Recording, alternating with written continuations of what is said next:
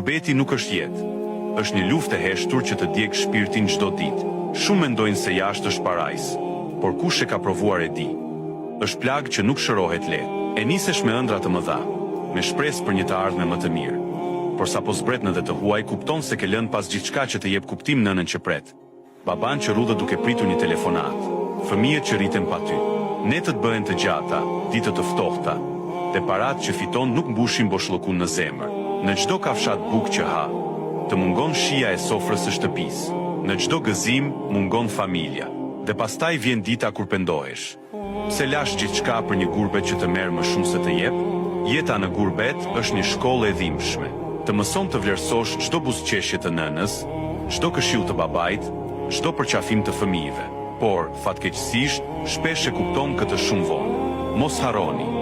Paraja nuk ka vlerë kur zemra është bosh. Pasuria nuk ka kuptim ku mungon dashuria e familjes. Dhe gurbeti, sado që të jap, gjithmonë merr më shumë.